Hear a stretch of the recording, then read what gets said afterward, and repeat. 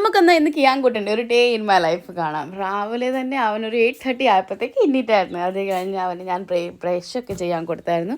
കിയാൻകുട്ടൻ ഇപ്പോൾ തന്നെയാണ് ബ്രഷ് ചെയ്യുന്നത്. എനിക്ക് വലിയ ബുദ്ധിമുട്ട് വരത്തില്ല അവന് ബ്രഷൊക്കെ ചെയ്യിപ്പിക്കാൻ വേണ്ടി. അത് കഴിഞ്ഞ് ഞാൻ കിയാൻകുട്ടന് ബ്രേക്ക്ഫാസ്റ്റ് കൊടുത്തു. നേരത്തെ ഞാൻ അവന് ആദ്യം തന്നെ രാവിലെ ഒരു കുപ്പി പാല് കൊടുക്കാറുണ്ടായിരുന്നു.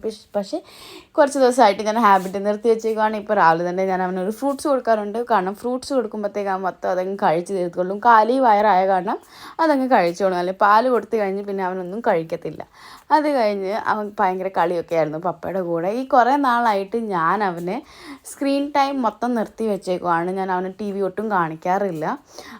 കാരണം എനിക്കെന്തോ തോന്നി ഈ ഇടയ്ക്ക് ഞാൻ അവന് 2 മണിക്കൂറൊക്കെ ടി വി കാണാൻ കൊടുക്കുമായിരുന്നു. രണ്ട് മണിക്കൂറെന്ന് വെച്ചാൽ ഫുൾ ഡേയിൽ 2 മണിക്കൂർ. അപ്പോൾ ഇപ്പോൾ ഞാൻ വിചാരിച്ചു അത് വേണ്ട, നമുക്ക് അവൻ്റെ കൂടെ ഇൻവോൾവ് ആയിട്ട് എന്തെങ്കിലുമൊക്കെ ആക്ടിവിറ്റീസ് ചെയ്യിപ്പിച്ചുകൊണ്ടൊക്കെ ഇരിക്കാമെന്ന്.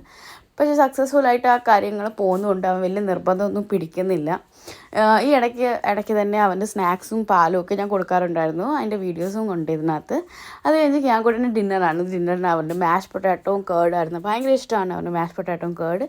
അത് കഴിഞ്ഞ് കിയാൻകുട്ടൻ അങ്ങ് കിടന്നുറങ്ങിപ്പോയി. ഇപ്പോൾ ഇത്രയേ ഉള്ളായിരുന്നു കിയാൻകുട്ടൻ്റെ ഒരു ഡേ ഇൻ മൈ ലൈഫ്.